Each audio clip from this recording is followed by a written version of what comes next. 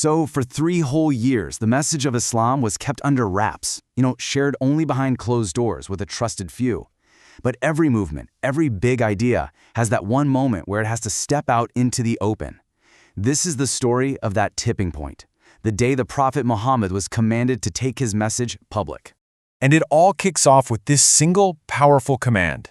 After years of private conversations, this verse comes down, telling Muhammad to warn his own tribe, his closest family. Now, this wasn't just a friendly suggestion. It was a divine order, and it was about to set off a chain reaction that would literally change the world. Okay, so to really get the full impact of this command, you got to understand the context. It didn't just appear in a vacuum. There was a lot building up to this moment. See, this verse was part of a bigger story. The chapter it's in tells the epic story of Moses confronting the powerful Pharaoh. It also goes through the history of other peoples who rejected their messengers. The takeaway here was crystal clear. Truth, no matter how small it starts, will always outlast falsehood. This was both a heavy warning and a powerful reassurance for the massive task ahead. So what's the first thing he does? He follows the command, and his very first step is to approach the people closest to him, his own family, the clan of Bani Hashim. He gets about 45 men from his clan together for a meal.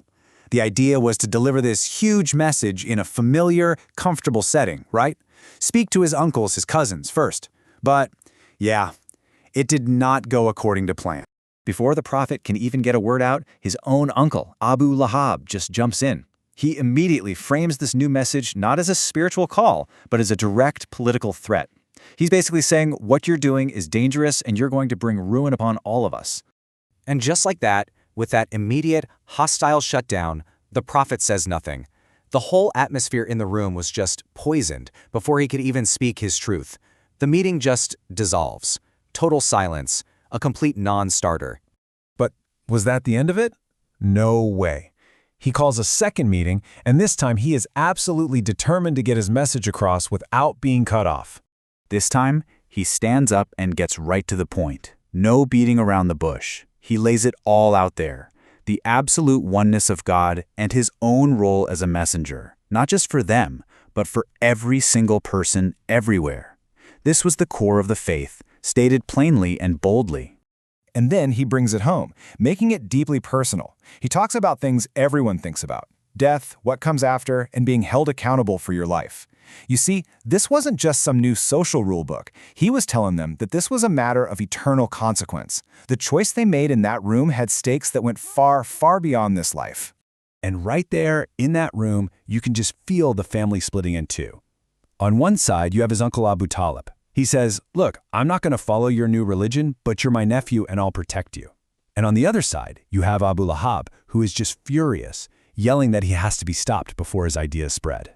Now, that promise from Abu Talib, that was everything. In a tribal society like that, the protection of your clan leader is like an iron shield.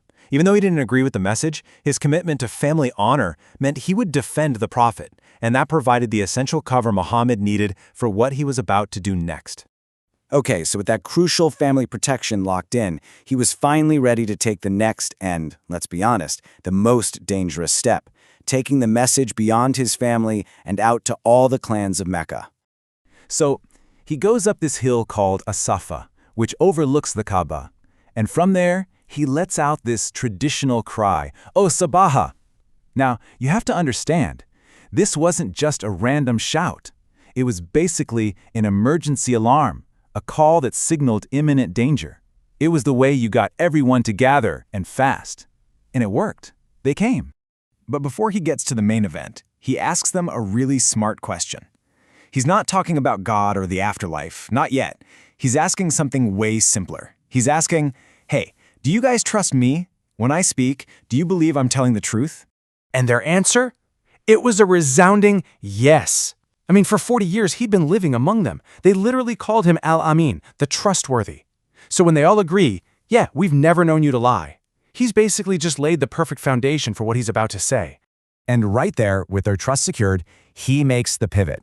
He leverages that entire lifetime of credibility and says, essentially, okay, since you believe me, then believe me when I tell you this. I am warning you of what is to come. It was a masterful, dramatic turn. And wouldn't you know it, just like in the private meeting, his uncle Abu Lahab is the first to blow up. But this time, it's public, for all to see and hear. He's furious, cursing him out in front of everyone for calling them together for something that so deeply challenged their entire way of life. The opposition was now officially out in the open. You see, what just happened wasn't just a speech. It was the introduction of a completely revolutionary new principle, something that would shake the very foundations of Arabian society to its core. And then he drops the biggest bombshell of all. He starts calling out the different clans by name, and he even calls out his own beloved daughter, Fatima, and tells them that they each have to save themselves. He makes it crystal clear that his family connection, his own blood, means nothing when it comes to God's judgment.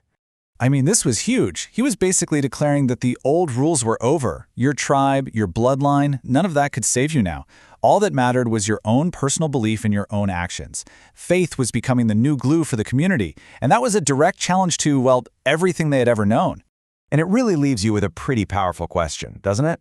Whether we're talking about a family, a city, or an entire culture, what does it truly take for one person to stand up and challenge the very rules that everyone else lives by?